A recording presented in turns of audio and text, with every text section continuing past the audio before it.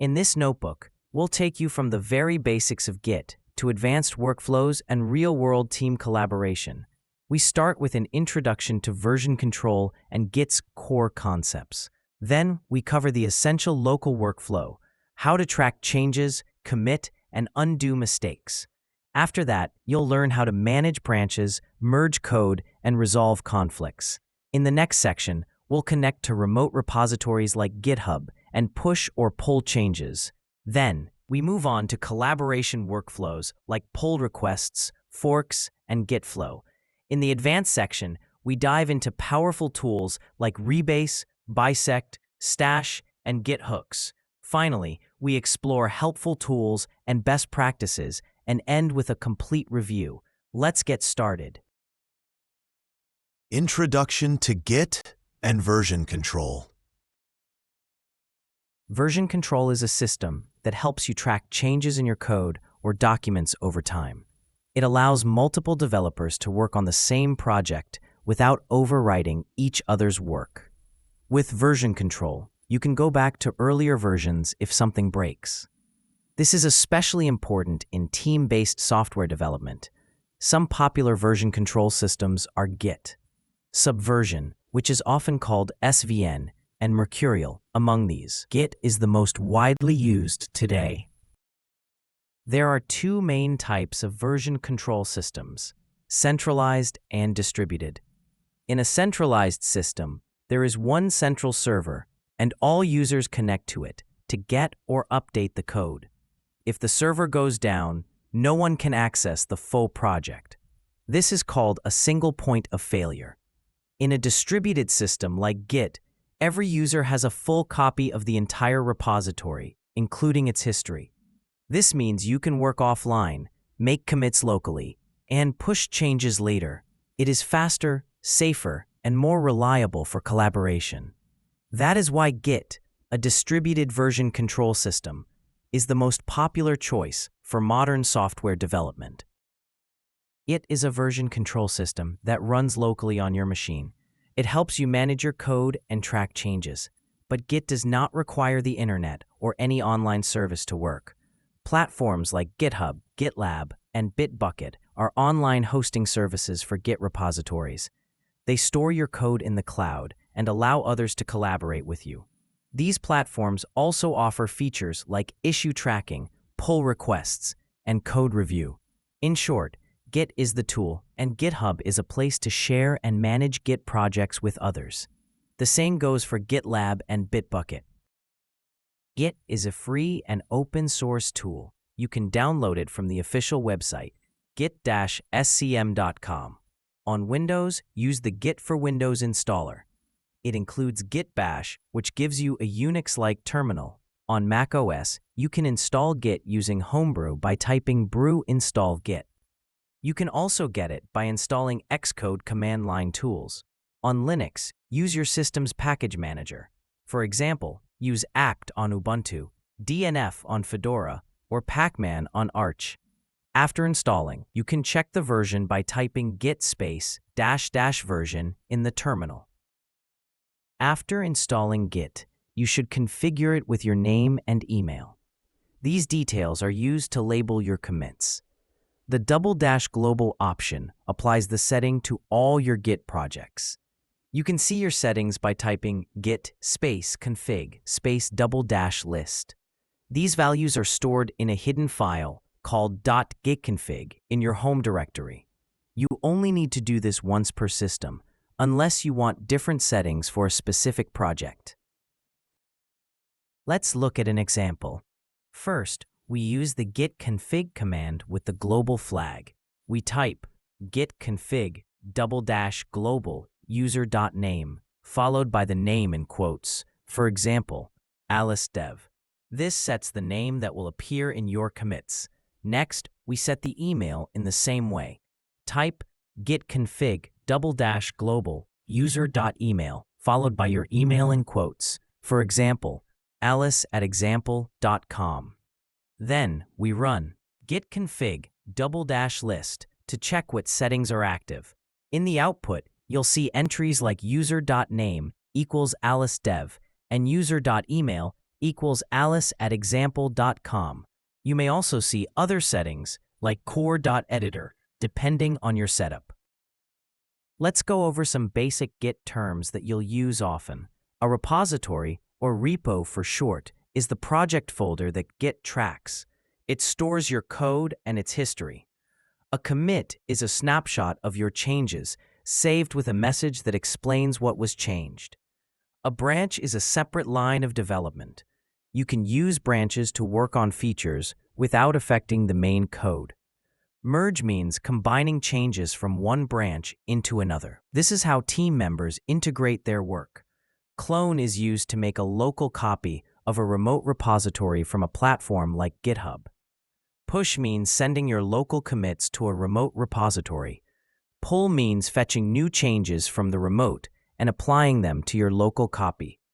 These are the core building blocks of working with Git.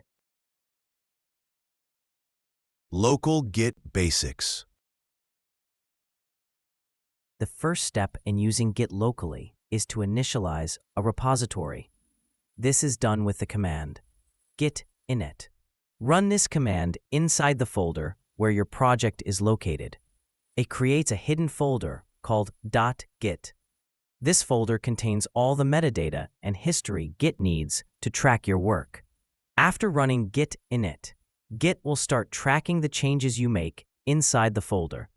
You should initialize the repository before making your first commit. First, we create a folder called my-project. Then we move into it using the command cd my-project. Now we type git init. Git responds with a message that says initialized empty Git repository, followed by the path to the .git folder. This means Git is now tracking this directory. You can start adding files and making commits. After initializing a Git repository, the next step is tracking your files. Git uses a three-step process: track, stage, and commit. First, use Git status to check the current state of the repository. It shows which files are untracked, staged, or modified. Then, use git add to stage a file for committing. You can add a specific file or use dot to stage everything. After staging, use git commit to save the changes. Add a message with the -m option to describe what you changed. This process, status, add, commit, is how you safely save your work in Git. First, we check the repository status by typing git status. Git tells us that there's an untracked file called hello.py. Next, we stage the file by typing git add hello.py.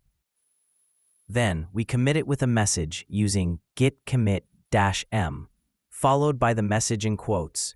For example, add hello.py file. The output confirms the commit with a short ID and shows what changed. In this case, one file was added and one line inserted. As you work with Git, it's important to check your changes and your project history. Use Git diff to see what has changed in your files before committing. It shows the exact lines that were added or removed. If you've already staged your changes, you can use git diff -- staged to see what's ready to be committed. To see your commit history, use git log. This shows a list of commits with the commit hash, author, date, and message. It helps you track what changed and when, and who made the change. These two commands, git diff and git log, are essential for reviewing your work in Git. Let's go through the code and see what happens step by step. First, we add a new line to the file named hello.py using the echo command. Echo is a shell command that outputs text. In this case, we use echo to append a line of Python code into the file. Next, we type git diff. This shows changes in your working directory that are not yet staged for commit. The output starts with the line diff --git a/hello.py b/hello.py. This line compares the old version and new version of the file named hello.py. The next line is the index line. It shows two hash values. The first hash represents the file before your change. The second hash is the new version with your added line. The line that begins with 3 dashes, --a/hello.py, marks the original version. The line that begins with 3 plus signs, +++b/hello.py, marks the new version of the file. Below that, you see a line with 2 @ symbols. This shows where in the file the changes occurred. Then we see the added line itself. Plus sign followed by print, open parenthesis, hello again, close parenthesis. The plus sign tells us this line was added to the file. At this point, the change is not staged. It exists only in the working directory. Next, we type git add hello.py to stage the change. Now, we type git diff --staged. This command shows only the changes that are staged and ready to be committed. The output looks very similar, but it's now based on the staging area. That means these changes will be included in your next commit. If you skip the staged flag and just run git diff, it only shows unstaged edits. If you use git diff --staged, it shows what will actually be committed. This difference is very important to understand before you run git commit. Finally, we type git log. This shows the history of commits in the repository. Each commit begins with the word commit, followed by a long hash ID. This hash is a unique identifier for that specific commit. Next is the author line, which includes the name and email of the person who made the commit. The date line shows when the commit was created. Then comes the commit message, such as add greeting line. If you scroll down, you'll see older commits listed below the newest one. Understanding the output of git diff and git log is essential in real projects. It helps you verify changes before committing and understand what has happened over time in your codebase. This slide explains how to ignore files in Git using a special file called .gitignore. Some files in your project should not be tracked by Git. For example, log files, temporary files, or compiled files like bytecode. The .gitignore file lists the patterns for files and folders that Git should ignore. A common example is star.log, which ignores all files ending in .log. Another common entry is _pycache, which ignores Python's cache folders. The .gitignore file itself should be committed so that other developers on your team ignore the same files. This keeps your repository clean and free from unnecessary files. Let's walk through an example to see how .gitignore works. First, we use the echo command to write a new line into .gitignore. We type echo star.log >gitignore. This line tells Git to ignore any file that ends with .log. Next, we write another line, _pycache // This tells Git to ignore the Python cache folder and all its contents. Then we use the cat command to check the contents of the .gitignore file. The output shows two lines, star.log and _pycache //. After that, we create some example files that match the ignore rules. We use touch to create debug.log. We create the pycache folder, and inside it, we add a file named temp.pyc. Now we run git status.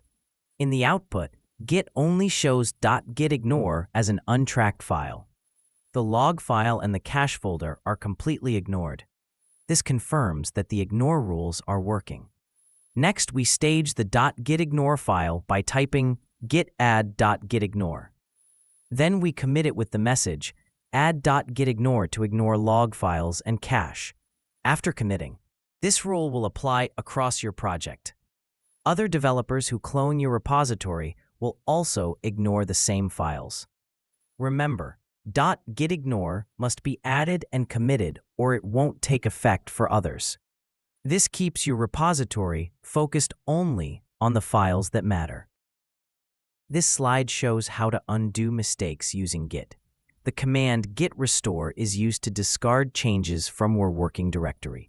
If you want to unstage a file, use git restore --staged followed by the file name. The command git reset is more powerful.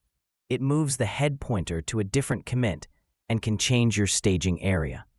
Git reset soft keeps your changes but undoes the last commit. These commands help you correct mistakes safely, but some actions may cause data loss. Use them carefully and understand what each one does. First, we simulate a mistake by modifying a tracked file. We type echo hash symbol temp change > hello.py. Now we check the status with git status. The output shows changes not staged for commit and modified :hello.py. This means we edited the file but did not stage it yet.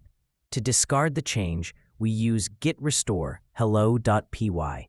This returns the file to its last committed state. When we check status again, it says nothing to commit, working tree clean. Next, we add a new line using echo again and then stage it with git add hello.py. To unstage this file, we run git restore --staged hello.py.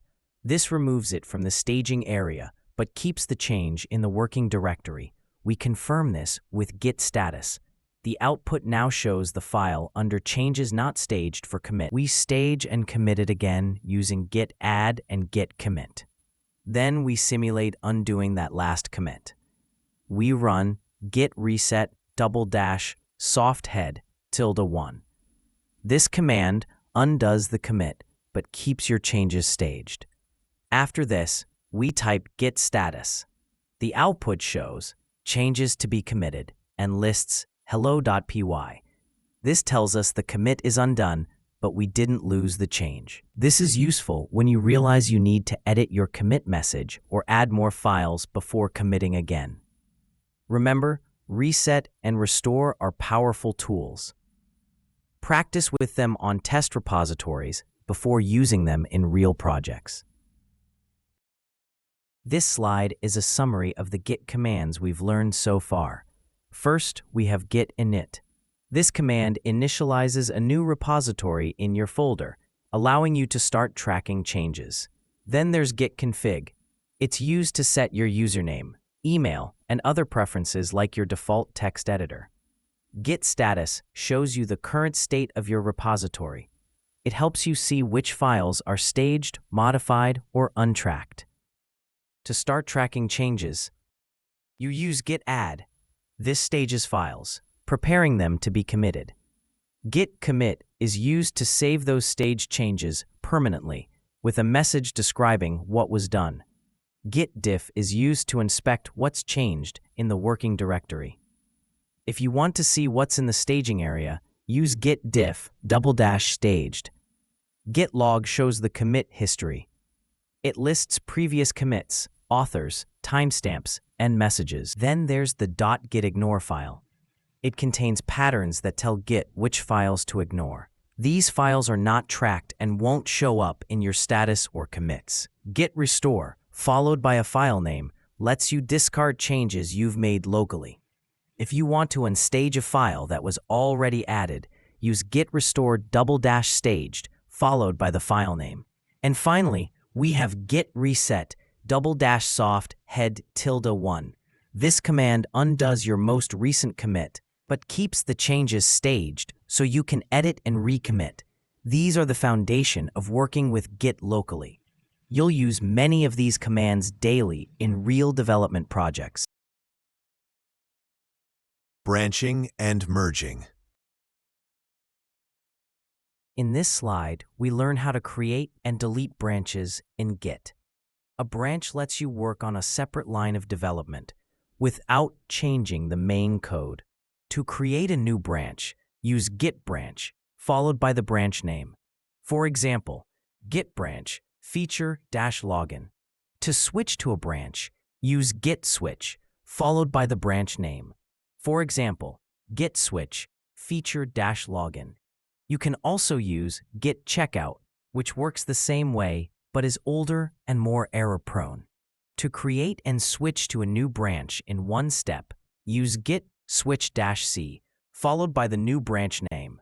To delete a branch safely, use git branch-d, followed by the branch name. This will only work if the branch is already merged.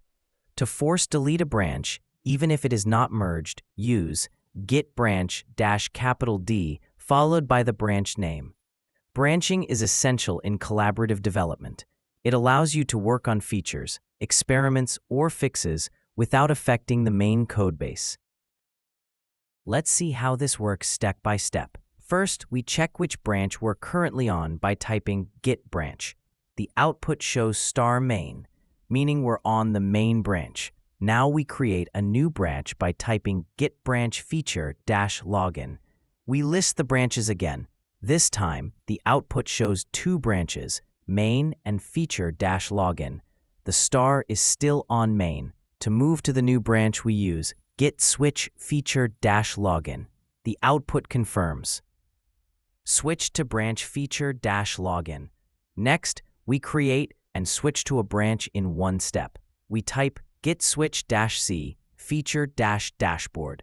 The output says switch to a new branch, feature-dashboard. After we finish our work, we can delete a branch. If it has already been merged, we can safely delete it using git branch-d feature-login. The output shows deleted branch feature-login, followed by the commit ID it was pointing to. If a branch hasn't been merged and we still want to delete it, we must use the force delete option. Git branch-D feature-dashboard. The output confirms it was deleted. These commands give you control over your Git branches. In the next slides, we'll learn how to merge changes between branches.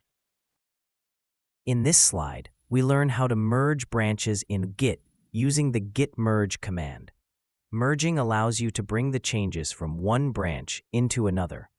The key rule is Git always merges into the current branch. First, you switch to the branch where you want the changes to go. Then you use git merge, followed by the branch name you want to merge from. If there are no conflicting changes, the merge completes automatically. Git will perform either a fast-forward merge or a three-way merge. A fast-forward merge happens when the current branch has not diverged. Git simply moves the pointer forward, keeping a linear history. If both branches have made changes, Git performs a three-way merge. This results in a new merge commit that ties the histories together. In fact, a three-way merge in Git happens when you join two branches that have both changed since they split. Git looks at the common starting point, ancestor, and compares it to the latest changes on both branches. Then it combines everything into a new merge commit, which records the merge and has two parent commits, one from each branch. In some cases, merge conflicts can happen. These must be resolved manually. Merging is the standard way to integrate completed work into the main branch. Let's walk through an example of how merging works. First, we switch to the main branch by typing git switch main. Then we run git merge feature-login. If no one else made changes on main, Git will do a fast-forward merge. The output shows something like updating with an ID and fast-forward, followed by the list of added files. If both main and feature-login had commits, Git does a three-way merge. In that case, the output says merge made by the ORT strategy and lists changed files. After merging, we type git log _one line _graph. The output is a simple graph showing how the branches came together. You may see a commit like merge branch feature-login, with lines joining both histories. This helps visualize how the codebase evolved. Merging keeps history connected and is a daily part of teamwork in Git. In this slide, we explain merge conflicts in Git and how to resolve them.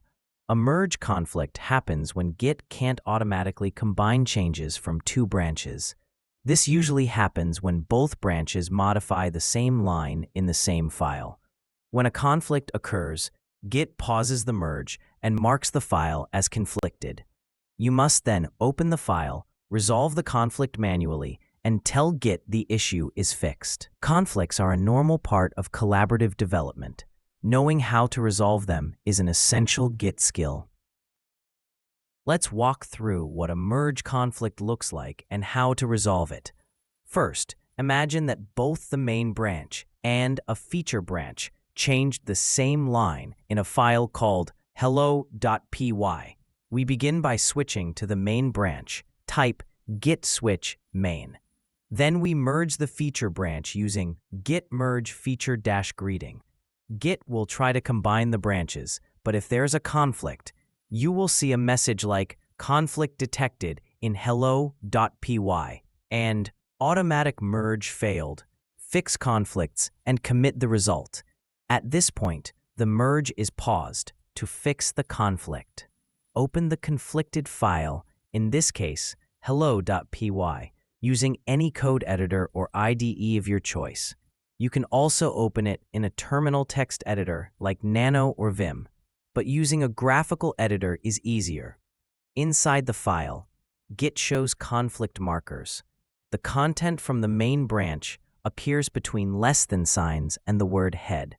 The content from the feature branch appears after equal signs and greater than signs. You must edit the file to resolve the conflict. Choose which version to keep or write a new version.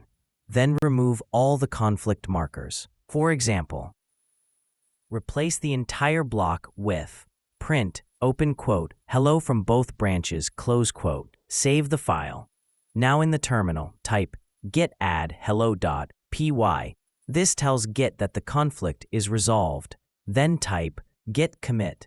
Git will create a merge commit and finish the merge process. Remember, all of this happens while you're still on the main branch. The commit to finalize the merge should always be made on the branch you merged into. In this case, that's the main branch. Finally, type git status if you're ever unsure. It will show which files are still in conflict, or if you forgot to commit. In this part, we learn how to visualize branches in Git. Branching is powerful, but it's easy to get lost without a visual. Git gives us a built-in way to see history with git log --graph. This shows commit history as a tree structure. Add -online for short messages and -all to include all branches. This helps you see where branches diverged and when they were merged. For more advanced visuals, you can use GUI tools like GitKraken or SourceTree. These tools display the commit history as an interactive graph. Visualizing branches is especially helpful in team projects with frequent merges. Let's now walk through the Git commands that show branch history visually. First, we type git log --graph. This shows the history of the current branch in a vertical tree layout. To make the output easier to read, we can add -online. This shortens each commit message to a single line. To view all branches at once, including merged ones and active ones, we add -all. So the full command is git log --graph --online --all. The output might look like this: *59E1C9A merge branch feature -auth. Then you see a fork in the graph, shown by vertical bars and slashes. For example, pipe /pipe *32B8 F13. Add login screen, pipe *A8D1F62, set up auth API, and so on. Let's break this down. The star symbol represents a commit. A vertical pipe means the branch continues. In other words, the history keeps going in a straight line.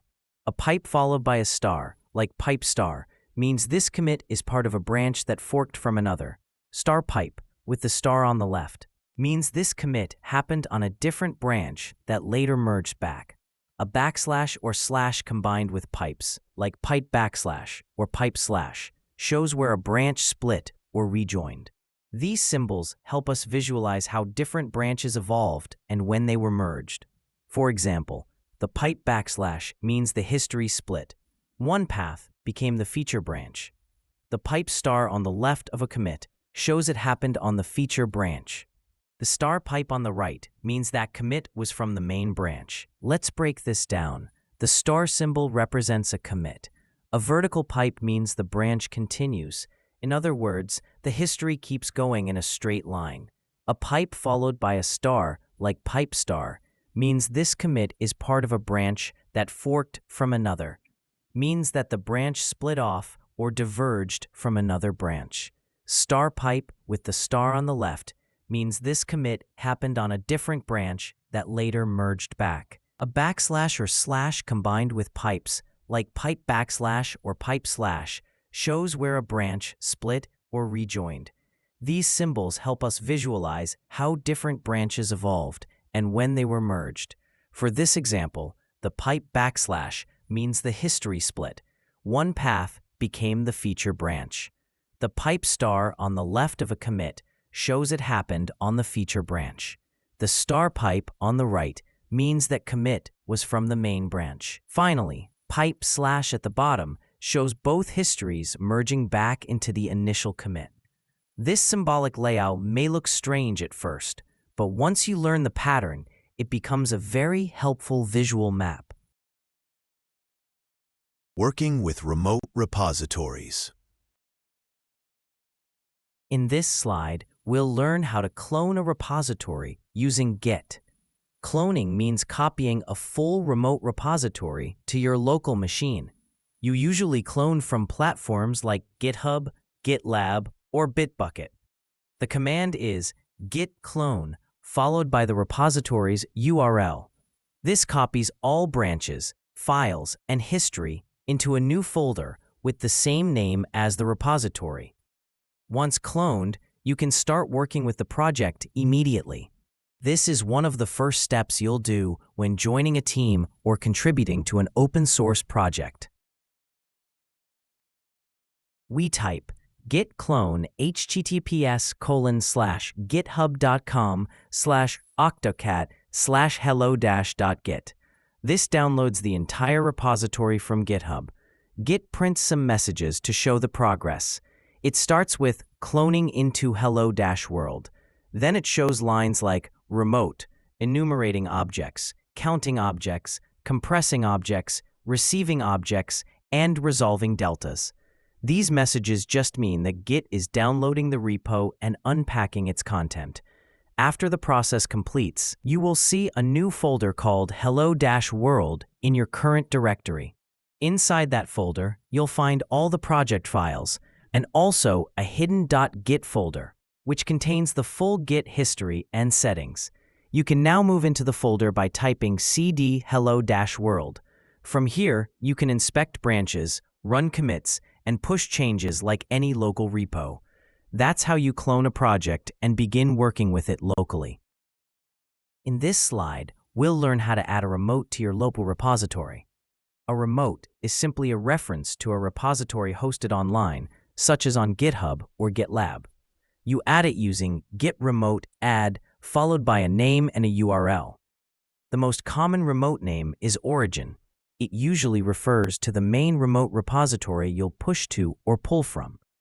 You may also add a second remote called upstream if you forked a project and want to keep track of the original source. After adding a remote, you can run git remote-v to check that it was added correctly.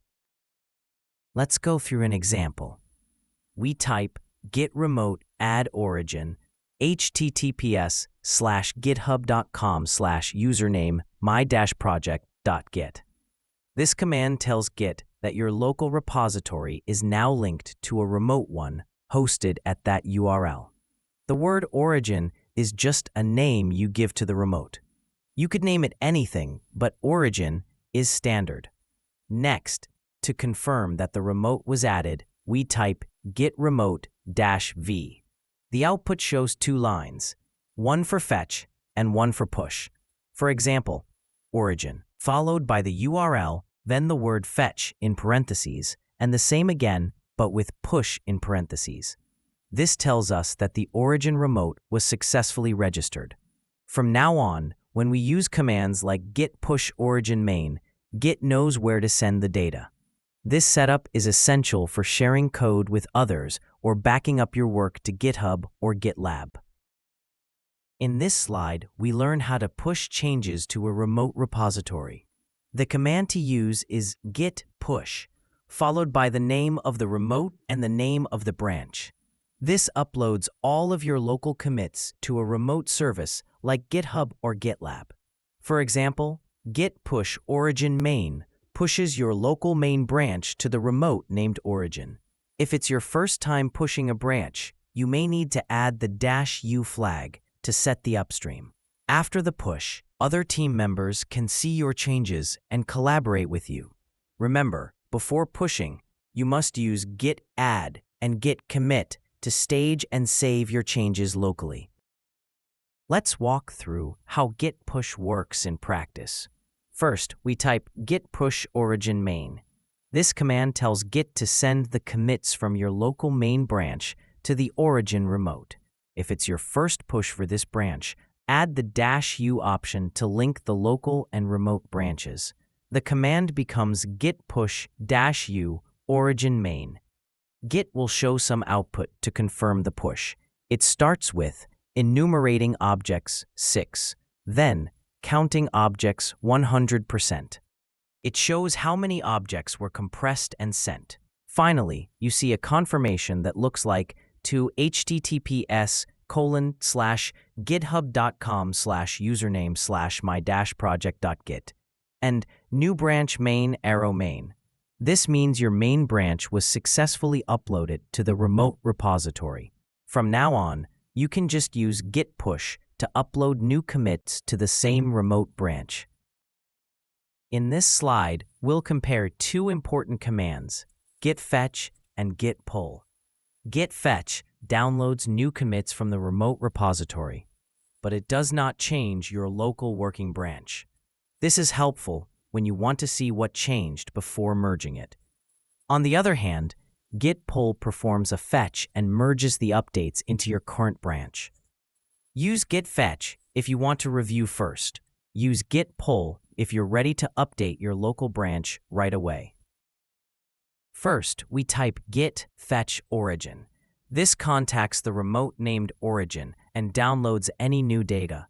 The output may look like this: remote enumerating objects, counting objects 100%, compressing objects.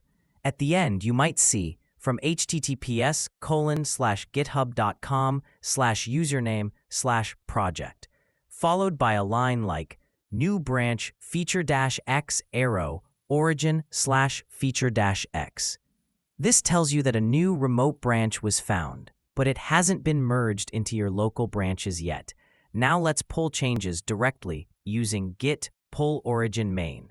This will fetch changes from the main branch of origin and merge them into your current local branch. Git shows updating, followed by 2 commit IDs. Then, fast-forward, and a short list of files that changed. For example, file1.py, followed by a vertical bar, then 2+-. This means 2 changes were made in that file, 1 line added and 1 removed. The plus and minus signs show that. The next line might show file2.js, 3++-. That means 3 changes total, 2 lines added, and 1 line removed. In general, each plus sign means a line was added, and each minus means a line was deleted. Git gives you a summary like this for every file affected by the pull. And for a small clarification, if you edit a single line, for example, replace 1 line with a new one, Git will typically count that as 1 insertion plus 1 deletion minus. Even though it's just 1 line being changed, Git sees it as deleting the old line, adding a new line. When working with remote repositories like GitHub or GitLab, you need to authenticate yourself. Git supports 2 main methods, HTTPS and SSH. With HTTPS, you use your GitHub or GitLab username and a personal access token, instead of your password. This method is easy to set up, but it often requires you to enter credentials or use a credential manager. On the other hand, SSH uses a secure key pair, a public and a private key. Once SSH is configured, you can push and pull code without entering your password every time.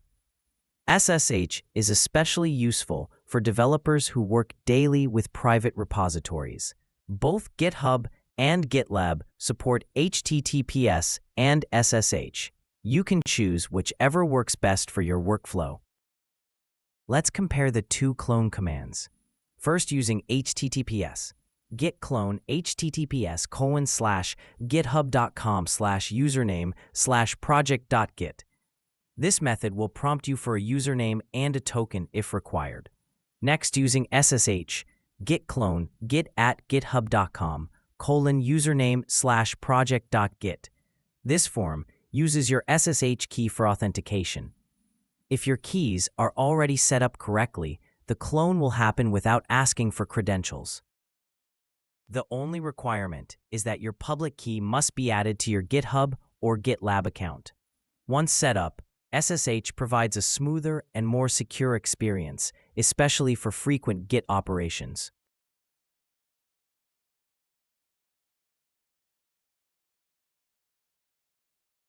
Let's now walk through the commands used to set up SSH for Git. First, we generate a new SSH key pair.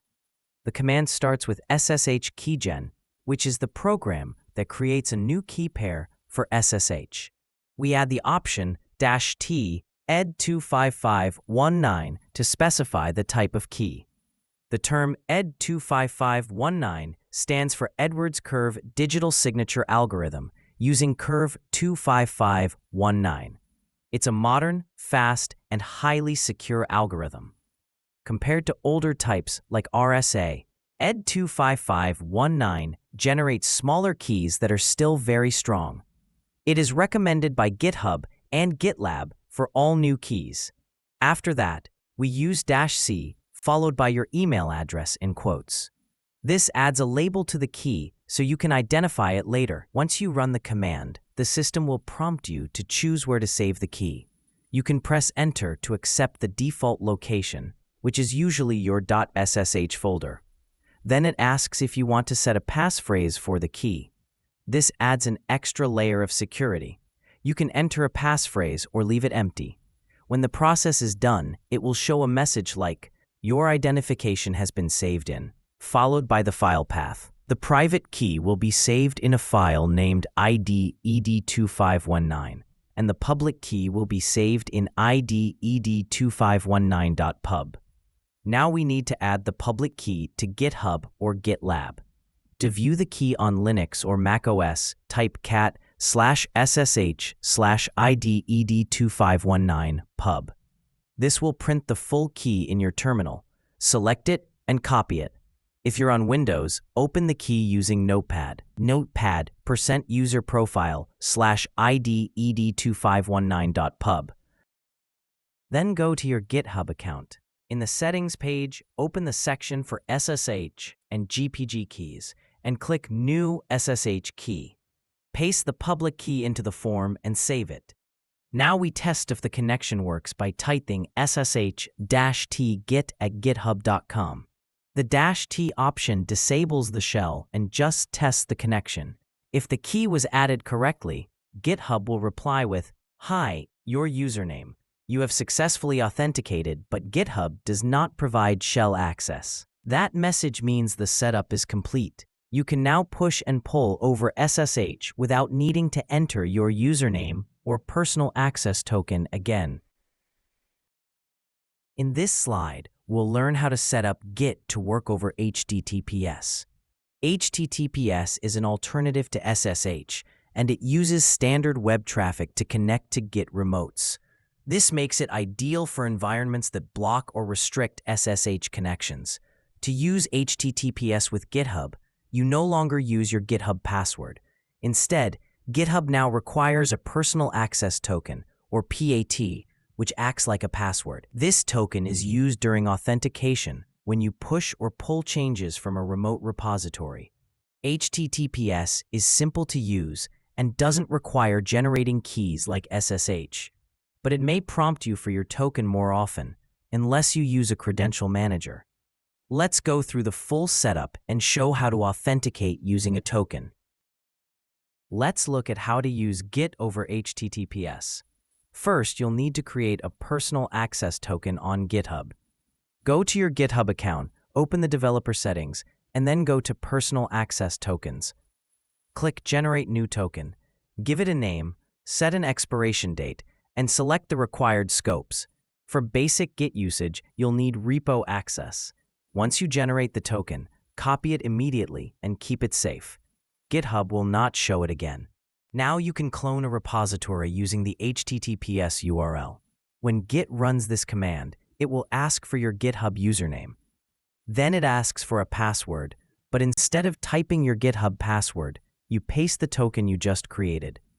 Git will connect and begin cloning the repository. The output will show messages like cloning into, then receiving objects, and done. From now on, every time you push or pull over HTTPS, Git may prompt you for the token again, unless you use a credential manager. Git for Windows includes a built-in credential manager, which can remember your tokens securely so you don't have to enter it every time. This makes HTTPS a simple and effective option, especially for users who don't want to deal with SSH keys. Collaboration workflows. In this slide, we introduce a key part of team collaboration in Git: pull requests and merge requests. On GitHub, they're called pull requests or PRs. On GitLab and Bitbucket, they are known as merge requests or MRs. These are tools used to propose changes to a repository, usually from one branch into another, often from a feature branch into the main or develop branch. When you open a pull request or merge request, it does not merge your code immediately. Instead, it lets team members review your changes, add comments, and run automated tests before deciding to merge. PRs and MRs improve code quality, help catch bugs early, and keep the main branch stable. These requests become especially powerful when combined with CI pipelines, such as GitHub Actions or GitLab CI, that automatically test your code when you push. To open a PR, you must first push your local branch to the remote repository. Then, you go to the GitHub or GitLab web interface and choose your branch as the source, and the destination branch, like main, as the target. After you submit the request, your team can review and eventually merge your changes. Let's walk through the steps of opening a pull request. First, create a new branch for your feature by typing get checkout-b feature-login. This creates a new branch called feature login and switches you to it. Next, make changes in your project files and commit them as usual. For example, after editing login.py, run git add login.py and git commit-m add login logic. Now push this new branch to the remote with git push origin feature-login. Git will upload your new branch to GitHub. The output will show lines like writing objects and new branch feature login to feature login. After pushing, go to GitHub in your browser. You'll see a button that says Compare and Pull Request. Click it. Fill in a clear title and description for your changes. Submit the pull request. At this point, your team can review your code, request changes, approve it, and merge it when ready. This workflow is essential for collaborative development and maintaining code quality in real-world teams. Let's pause and clear up a common confusion: the difference between push, pull, and pull requests. First, when you push, you are sending your local commits to a remote repository. Usually, you push to your own fork on GitHub, not the original project. On the other hand, when you pull, You are bringing down changes from a remote repository into your local branch. This helps keep your local code up to date. Now here's the confusing part. A pull request sounds like you are pulling code, but you are not. A pull request is when you ask the maintainers of the original repository to pull your changes into their codebase. You are actually pushing your branch to GitHub, then opening a request for someone else to review and merge your changes. So here's the rule. You push first, then you open a pull request. And remember, a pull request does not mean you're pulling code from someone. You are actually asking them to pull your changes. In this slide, we'll look at forking and upstream repositories, which are essential concepts when working on open source or collaborating outside your team. Forking means creating your own copy of a repository on a Git platform like GitHub. This lets you make changes freely without affecting the original project. It's widely used in open source. When you want to suggest improvements, you first fork the repository, make your changes, then create a pull request back to the original project. The original repository that you forked from is called the upstream repository. After forking, your remote copy is called origin, and you can add another remote called upstream to keep track of updates from the original repo. This setup lets you fetch changes from upstream so your fork stays in sync with the main project. Let's walk through how to fork, add an upstream remote, and sync your forked repo. Let's go through the complete workflow for forking a repository and adding the upstream remote. First, you need to fork the repository using GitHub's website. Go to the repository you want to contribute to. At the top right, you'll see a button labeled Fork. Click it. This creates a full copy of that repository under your own GitHub account. Now, we clone the repository from your own GitHub account to your local machine. For example, if your username is your-username and the repository you forked is called forked-repo, you would run git clone followed by the address of your forked repository.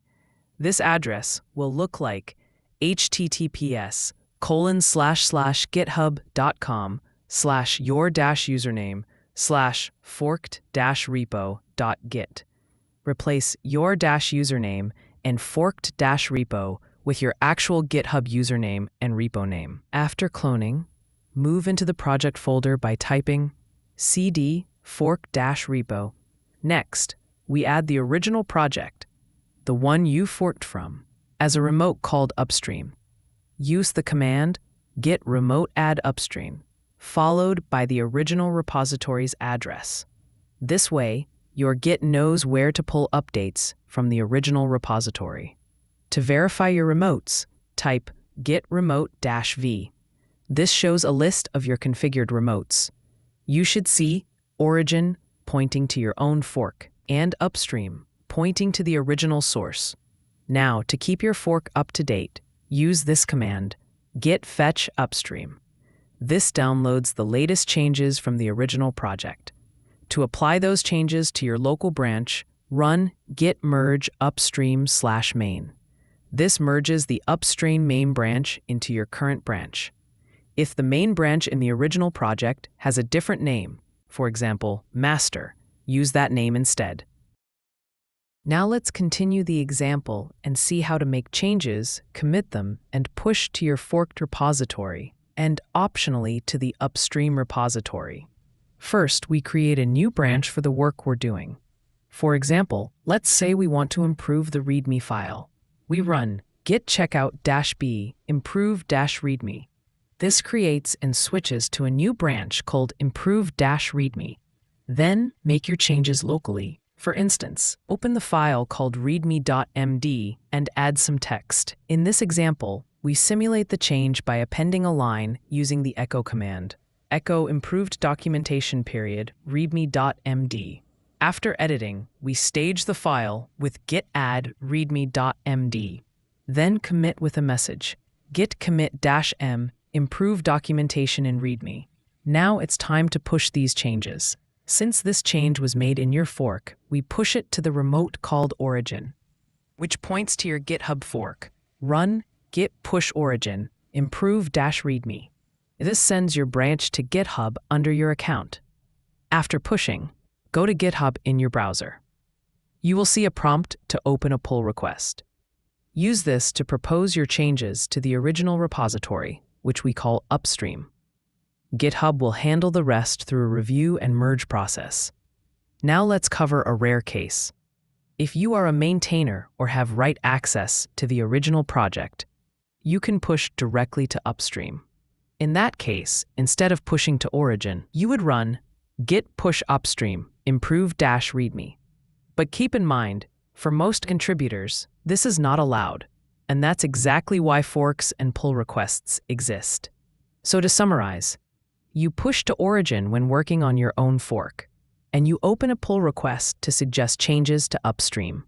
You only push to upstream directly if you are a trusted collaborator. Now let's look at the difference between git merge and git rebase, two powerful ways to combine branches. When you use git merge, Git joins your feature branch into another branch, usually main or develop, and creates a new merge commit. This keeps all history intact and shows exactly when branches diverged and came back together.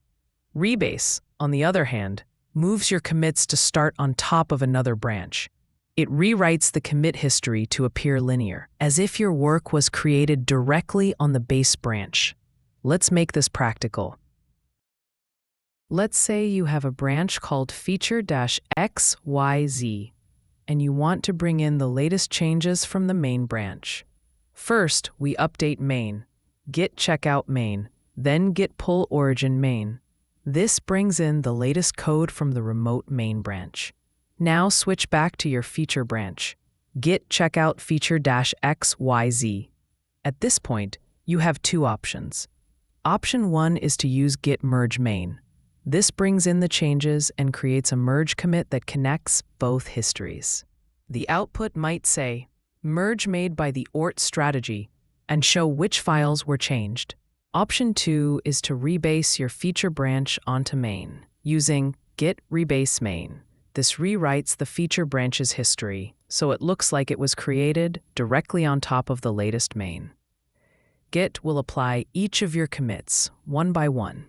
The output might say, rewinding head to replay your work, followed by applying add new logic to feature-xyz. This creates a cleaner, linear history, which is often preferred before opening a pull request. But be careful. Rebase rewrites commit IDs and should not be used on branches shared with others. So remember, use merge when working with teammates on a shared branch. Use rebase for local cleanup before pushing. When multiple people change the same part of a file, Git cannot automatically decide whose change to keep. This situation is called a conflict. Conflicts most often happen during a merge or a rebase. Git will stop the operation, mark the files with conflicts, and ask you to resolve them manually. Let's look at a practical example. Start by switching to the main branch and making sure it's up to date.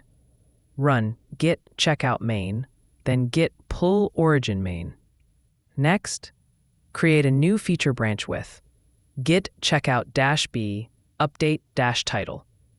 In this branch, you change the heading in index.html. Maybe change the h1 tag to say new title from feature branch. Add and commit the file. Now simulate a conflicting change in the main branch. Go back to main and change the same h1 tag in index.html to say title from main branch. Add and commit this change. Then try to merge the feature branch using git merge update-title. Git will detect that the same part of the file was changed in both branches. It cannot merge automatically and shows a conflict. You'll see a message like conflict in index.html. Open the file in your editor. Git will mark the conflicting area with multiple less than head. This marks the version from the current branch, which is main. Then, multiple equals signs. This separates the two sides. Then, multiple greater than update dash title. This is the version from the branch you are trying to merge, in this case, update title. You now decide how to combine them. For example, you might keep just one line or rewrite it entirely. After editing, save the file. Then stage it using git add index.html. And finally commit the result. Git commit-m resolve merge conflict in index.html. At this point, the merge is complete and history moves forward. Always test the project after resolving a conflict to make sure everything works as expected. Let's now go over 3 popular Git workflows used in real-world software development teams. First is the feature branch workflow. Each new feature or bug fix is developed in its own branch, separate from main. Once the work is done, you open a pull request or a merge request. After review, it gets merged into main. This keeps the main branch stable and production ready. Next is Git flow, a more structured workflow. It uses multiple branches. Main holds production-ready code. Develop is the integration branch for upcoming features. Feature branches are created off of develop. Release branches are used for final testing. Hotfix branches come off of main for quick fixes. Git flow is great for larger teams that need tight control over releases and production code. But for smaller or fast-moving teams, it may feel too heavy. Advanced Git and debugging. Interactive rebase is one of Git's most powerful tools for rewriting commit history before you push it to a shared repository. Use the command git rebase-i. The -i stands for interactive. It opens a list of recent commits in your editor. From there, you can clean up your commit history by doing things like reordering commits, squashing multiple commits into one, renaming commit messages, dropping commits entirely. This is especially useful before opening a pull request. You make your history easier to understand by showing only meaningful steps. Important warning, only rebase commits that haven't been pushed yet. Rewriting shared history can confuse your teammates. Let's see a hands-on example. We start on a new branch called feature-cleanup. Then we make 3 simple commits. First, we add a file. Then we update it with more text. Then we fix a typo. These commits are small and messy, not ideal to share. Now we run git rebase-i head -3. This tells Git we want to interactively rebase the last 3 commits. Your default text editor will open and show each commit with the word pick next to it. The first line might say, pick A1, B2, add file. That's your oldest commit. To combine the last 2 commits into the first one, we change pick to squash for the second and third lines. Git will then ask for a new commit message. You can combine the original messages or write something clean, like add file with updates and typo fix. When you save and close, Git rewrites those 3 commits into one. If you now run git log --1 line, you'll see only 1 clean commit in the history. This is great for preparing your work before pushing it or submitting a pull request. Just remember, never rebase commits that have already been pushed to shared branches unless you know how to coordinate it safely with your team. Sometimes you're in the middle of working on something, but you're not ready to commit your changes. Maybe someone asks you to quickly switch branches or fix a bug elsewhere. But Git won't let you switch branches if you have uncommitted changes. That's where Git Stash comes in. It lets you temporarily save your uncommitted changes, clean your working directory, and come back to them later. You can think of it as putting your changes in a drawer for safekeeping. The stash changes go into a stack, meaning you can stash multiple times. When you're ready, you can bring those changes back using git stash apply, or remove them from the stack and apply at the same time using git stash pop. Let's look at an example. We start by creating a new branch called feature-about-page. We add a new file called about.html, but we haven't committed anything yet. When we run git status, it shows us that we have untracked changes, specifically the new file. Now, let's say we need to switch to another branch quickly. We run git stash to save the current state of our work. Git responds with a message saying it saved the working directory and index as a work in progress, or WIP. If we now run git status, it shows that the working tree is clean. The file about.html is no longer there. It's safely stored in the stash. Later, when we're ready to continue, we use git stash pop. Git applies the stashed changes and also removes them from the stash stack. If we wanted to keep the changes in the stash while applying them, we would use git stash apply instead.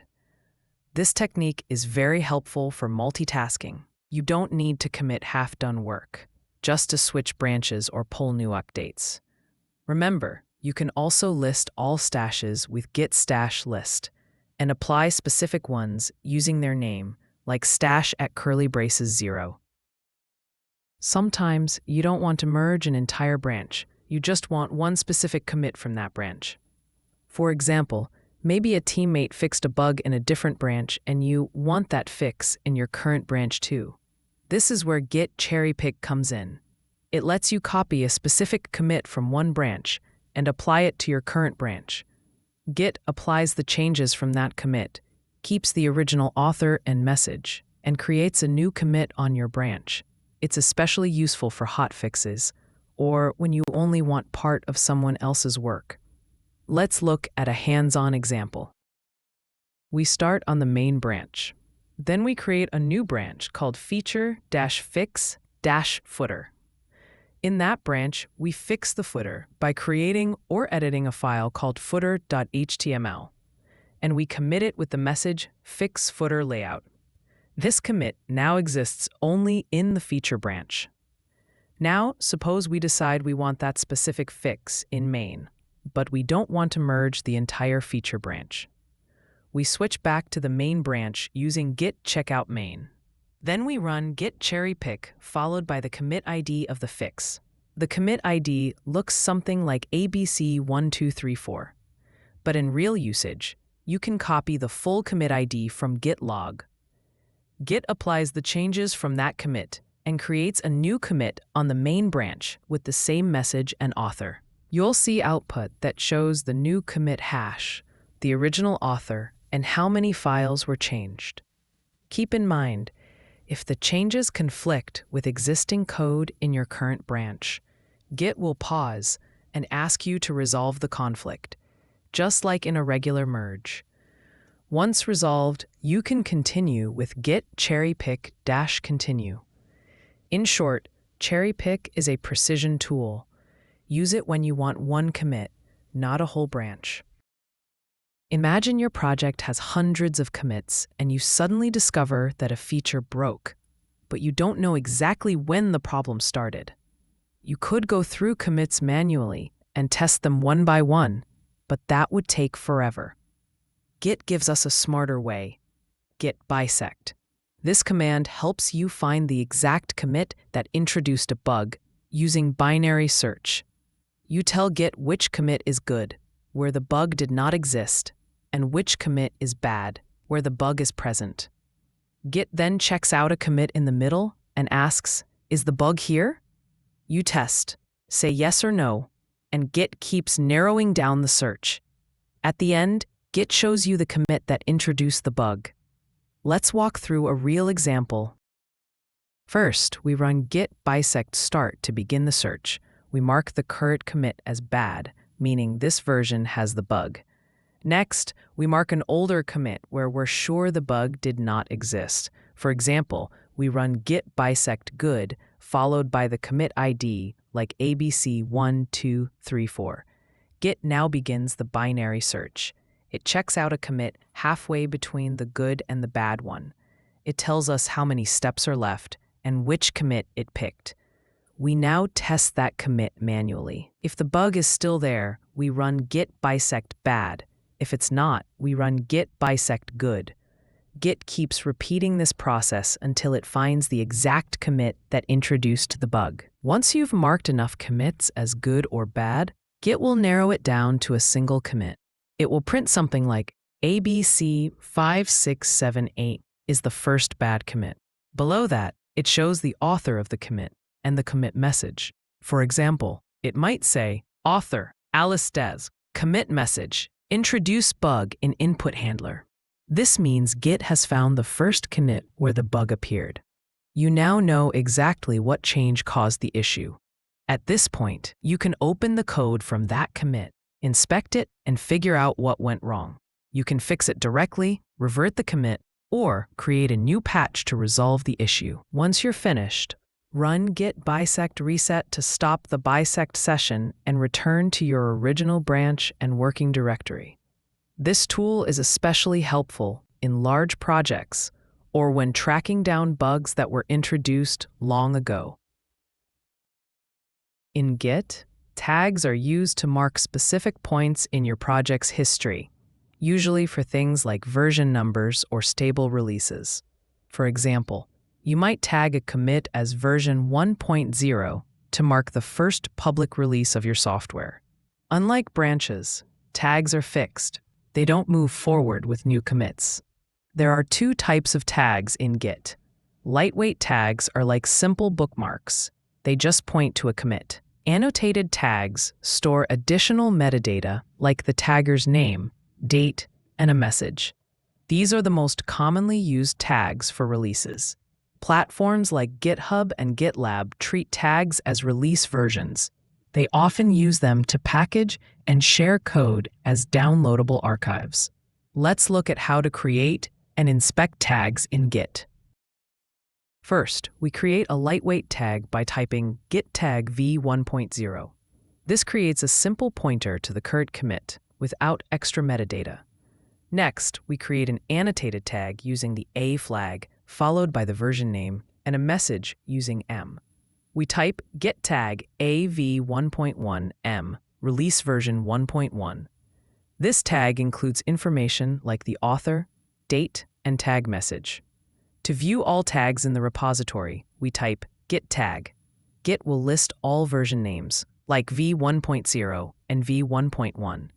To see the full details of a tag, we use git show, followed by the tag name. For example, git show v1.1. The output includes the tag metadata, the commit it points to, and that commit's message. Finally, we push our tags to the remote repository using git push-tags. This shares all local tags with the remote, so others can use them too, on GitHub or GitLab. These tags often appear under the Releases section. You can attach release notes or downloadable assets to make them official release versions. Tags are especially useful when deploying to production or creating versioned APIs. They give you a clean, reliable snapshot of code at a known stable point. Sometimes, your project depends on another Git repository, like a library or a shared component. You could just copy and paste it, but that's messy and hard to update.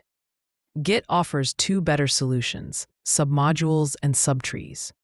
A submodule links to an external repository and pins it to a specific commit.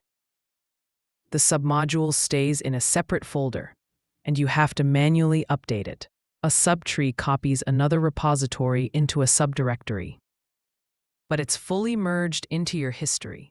That means it's easier to manage and update, and you don't need special commands just to work with it.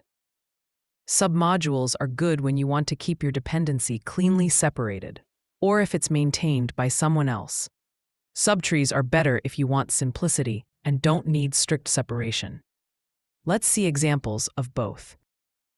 First, let's add a submodule. We type git submodule add, followed by the URL of the external repository and the path where we want it to live. In this case, Git submodule add https://github.com/example/library.git, then libs/library. Git clones the repository into that folder and registers it as a submodule. Then we run git submodule update --init --recursive. This command ensures all submodules are initialized and checked out to the correct commit. The output tells you which commit was checked out in the submodule folder. We then commit the submodule reference using git commit -am add library as submodule. Later, when the external repo has new changes, we can go inside the submodule directory and run git pull origin main. Then we come back to the root, run git add on the submodule folder, and commit again to record the new commit hash. Submodules don't automatically track branches, so you always need to update them manually. Now let's see the subtree example. First, we add the external repo as a remote using git remote add library https://github.com/library git. Then we run git subtree add prefix equals lib/library library main/squash. This pulls the main branch of the external repo and puts its contents under the lib/library folder. The -squash flag creates a single commit in your history to represent the external code. Later, to bring in updates, we type git subtree pull prefix equals lib/library library main squash. Git will fast forward or merge in any new changes from the remote. With subtrees, you don't need special git commands to work with the code. It's just part of your main repository. Both approaches are powerful, and choosing the right one depends on your team's needs. Git hooks are custom scripts that run automatically when certain Git actions happen, like committing, pushing, or merging. Hooks are useful for things like checking your code before a commit, formatting code, running tests, or even deploying automatically after a push. All Git repositories include a .git/hooks folder by default. It contains sample scripts with the .sample extension. To activate a hook, you remove the .sample extension and edit the file. Hooks are just executable scripts.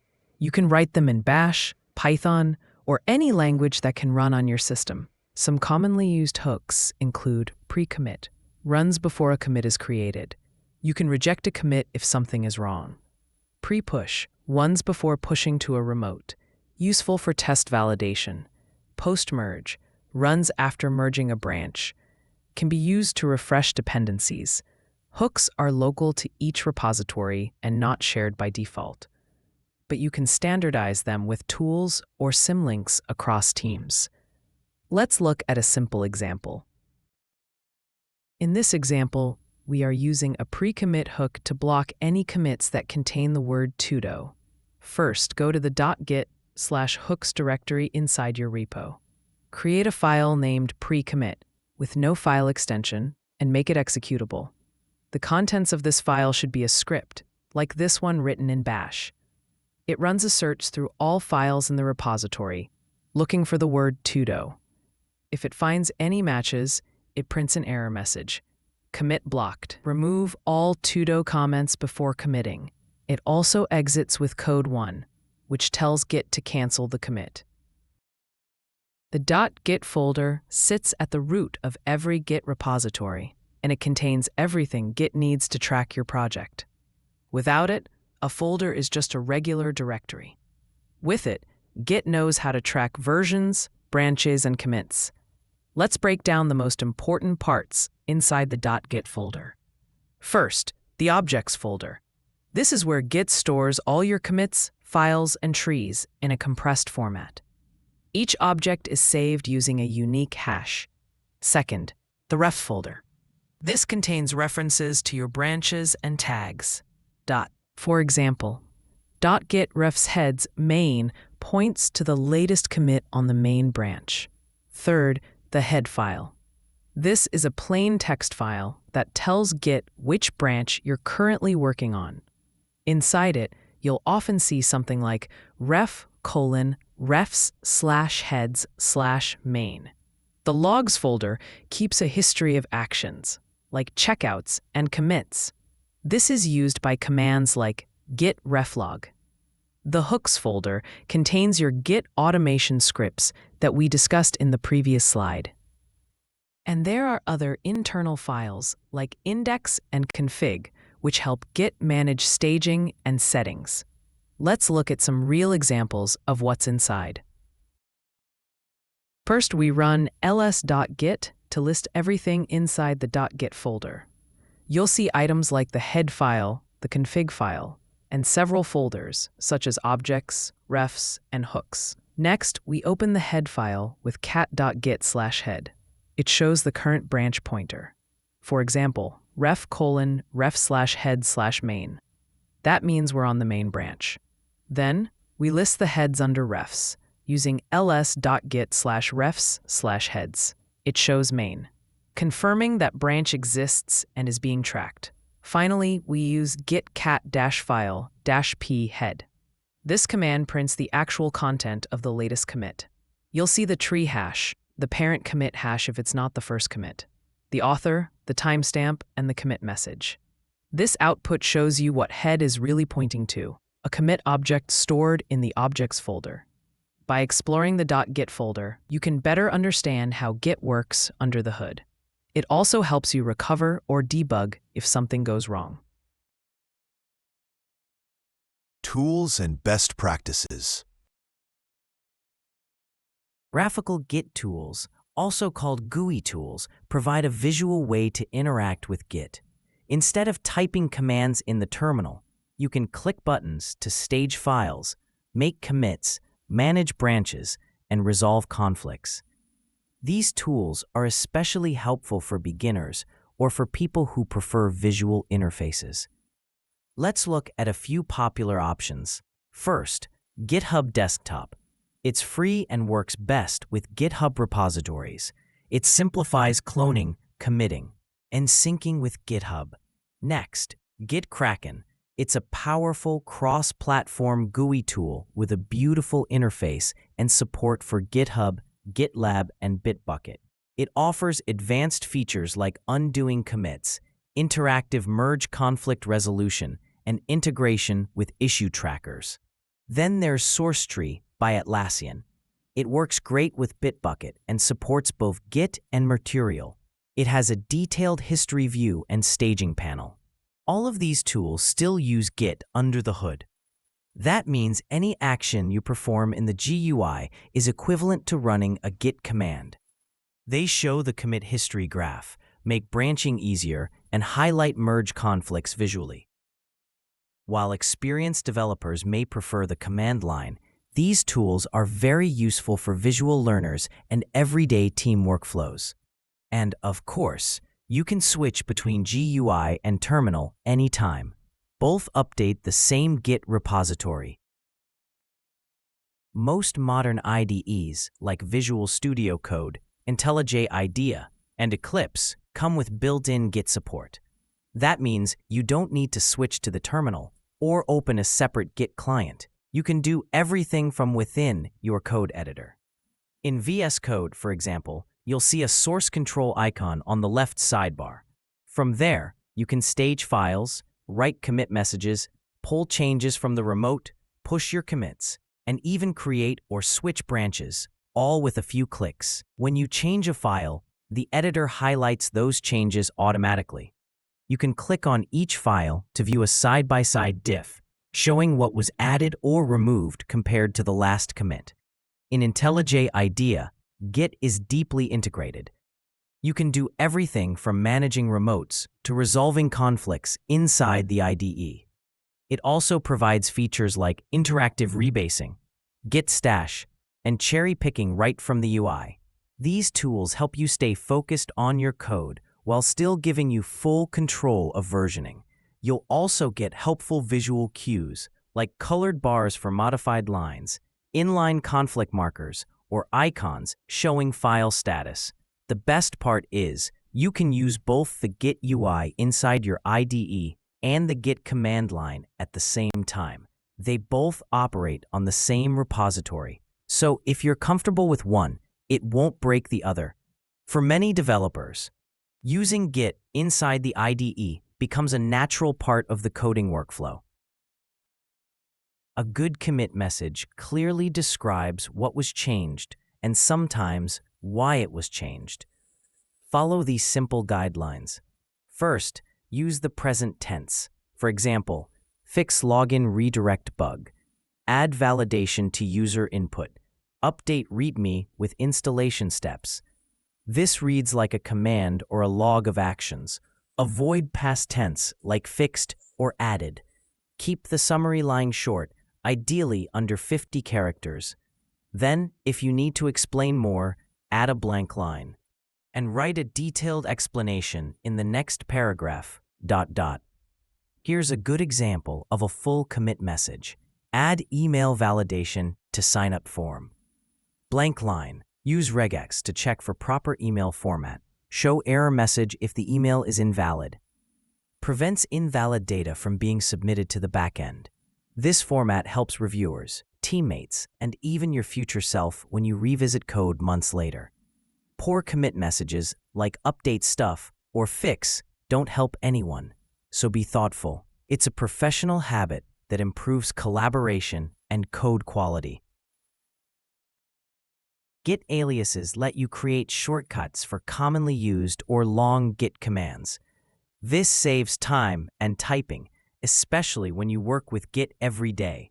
For example, instead of typing git checkout, you can create a shortcut like git co. Or you can make an alias for a more complex command like git log with formatting. You set aliases using the git config command. Here's how we define some Git aliases using the command line. First, we create an alias named co for the checkout command. We type git config, then --global, then alias.co, then the actual command, checkout. Then we create another alias ci for commit. Same pattern, alias.ci maps to commit. And here's a more advanced one, alias lg for a one-line graphical log view. The full command we assign is log _1line _graph _all. This will display the branch history in a compact and visual format. Finally, to view all your defined aliases, type git config --global --get regexp alias. The output will list all the aliases you've set, showing their short name and what command they expand to. You can now use commands like git co, git ci, or git lg, just like regular Git commands. These save time and reduce typing errors. Now let's talk about shell integration. Many terminal tools like OMyZ or Git aware prompts show your current Git branch name, the status of the working directory, and even symbols for staged or unstaged changes, all directly in your prompt. This helps you avoid mistakes like committing to the wrong branch and gives you instant feedback about your repo. Shell integration is especially useful if you work with multiple branches or frequently switch contexts. In software development, backup and recovery is more than just good practice. It's protection for your work. Git helps with this, but only if you use it correctly. First, always push your work to a remote repository like GitHub, GitLab, or Bitbucket regularly. This creates an off-device backup that can be accessed from anywhere, even if your computer crashes. Second, Git keeps a record of what you've done. Even if you delete a branch or reset a commit, you can use the command git reflog to view the history of recent head movements. In other words, to recover lost commits. Before doing risky operations like rebasing or deleting branches, stash your work using git stash. That way, nothing is lost if something goes wrong. It's also smart to clone your important repositories to another location or device occasionally, just as an additional safeguard. And if you're about to archive a project, you can use tools like Git bundle or simply make a .zip of the whole project. Finally, avoid using force push unless absolutely necessary, and never on shared branches. A force push can overwrite history and destroy commits others depend on. If you must use it, always double-check what you're doing and communicate with your team. Backups and safety nets let you work with confidence. A little care can save hours of panic and debugging later. Review and summary. Let's quickly review the most important commands you learned in the local Git Basics section. These are the everyday tools you'll use when working in your local Git environment. First, git init is used to initialize a brand new Git repository in a folder. It creates the hidden .git directory that stores all the repo data. Then we have git status, which shows the current state of your working directory and staging area, like which files are modified, staged, or untracked. To add changes to the staging area, use git add followed by the file name. Once staged, commit those changes with git commit, using the -m flag followed by a message inside quotes. To preview changes that haven't been staged yet, use git diff. If you want to look at commit history, use git log. To get a simpler view, use git log one line. And for a visual graph of branches and merges, try git log graph. If you made a mistake in a file and want to throw away changes, use git restore followed by the file name. If you accidentally staged a file, you can unstage it with git restore -staged. The git reset command moves your head to another commit and optionally adjusts what's staged or not. It's useful for undoing commits, but use with care. Finally, the .git ignore file lets you define which files or patterns should be excluded from tracking, like environment files, logs, or temporary builds. Mastering these global commands is the foundation for confident Git usage. In the next review slide, we'll summarize commands for working with remotes. Now, let's review all the commands and key concepts you learned related to branching and merging in Git. To list all the local branches in your project, you use git branch. To create a new branch, just type git branch followed by the name of the branch. To switch between branches, you can use either git checkout or the newer, more user-friendly git switch command. If you want to create and switch to a new branch in one step, use git switch with the -c flag followed by the branch name. When you're ready to combine changes from another branch into your current branch, use git merge followed by the branch name. Git will try to automatically merge them, but if there are conflicting changes, it will mark the conflicting areas using conflict markers. You'll see lines starting with multiple less than signs, the word head, and other branch sections. To resolve a merge conflict, you manually edit the file, remove the conflict markers, and make sure the final version is correct. Then, stage the fixed file with git add and complete the process by committing with git commit. Throughout this process, you can always use git status to see which files have conflicts or are waiting to be committed. Finally, if you want a visual overview of how branches and merges are structured, run gitlog.graph. It helps you understand the project's history at a glance. Understanding these commands is key to managing feature development, collaboration, and production releases. Let's review all the key commands you learned for working with remote repositories in Git. First, we use git clone followed by a URL to copy a full repository, including all commits and branches from a remote source like GitHub. To see which remote servers your project is connected to, use git remote-v. It lists names like origin or upstream, along with their fetch and push URLs. To link your local repository to a new remote, run git remote add origin followed by the URL of your remote repo. This is usually done right after git init, or when you set up a new project. Once you're connected, use git push to send your committed changes to the remote server. If you're pushing a specific branch, like main or feature login, include the branch name. For example, git push origin main. To get the latest changes from the remote without merging them into your current branch, use git fetch. This is useful when you want to review changes first before applying them. If you want to download and merge the changes in one step, use git pull. This command fetches the remote changes and then merges them into your local branch. When working with a forked repository, you'll often add another remote named upstream. You do that by running git remote add upstream followed by the original project's URL.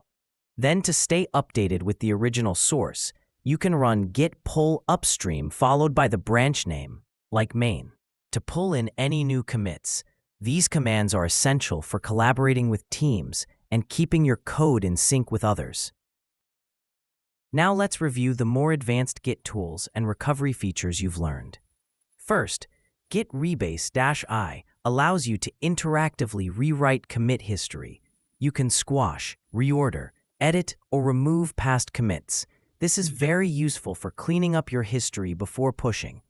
Use git stash when you need to temporarily save your changes without committing them later. Run git stash pop to restore the stash changes and remove them from the stash list. Git cherrypick is used to apply a specific commit from another branch directly onto your current branch.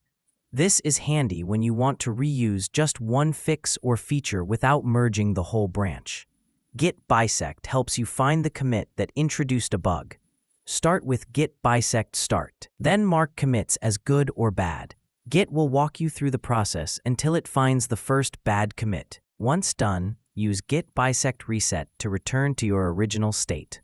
To mark releases, use git tag followed by a name. For a more detailed annotated tag, use the -a flag and add a message. You can see what's behind a tag using git show, which displays the tagged commit and its message. If you want to include another Git repository inside your project, you can use git submodule add. Submodules keep their own history and are tied to specific commits. For a more integrated approach, use git subtree add to include another repo's contents as a directory within your own project. Git hooks are custom scripts stored inside the .git hooks folder. You can use them to automate tasks like running tests before committing or formatting code. Finally, the .git folder is where Git stores all its internal data, including your commit history, references, head pointer, and configuration files. Understanding this structure is useful for troubleshooting or recovering from issues manually. Congratulations! You've completed the full Git and version control journey. Let's quickly summarize what you've learned. First, you understand what version control is and why Git, a distributed version control system, is the standard in software teams. You've learned how to use Git commands for both local operations, like initializing a repo, making commits, and branching, and remote collaboration, such as cloning, pushing, pulling, or more, and working with remotes. You also saw how to resolve conflicts during merges, and how to collaborate using pull requests and forks on platforms like GitHub and GitLab. You explored different team workflows, including feature branch workflow, Git flow, and trunk-based development. We moved into more advanced topics, like interactive rebasing, cherry-picking commits, stashing changes, and using Git bisect to find bugs efficiently.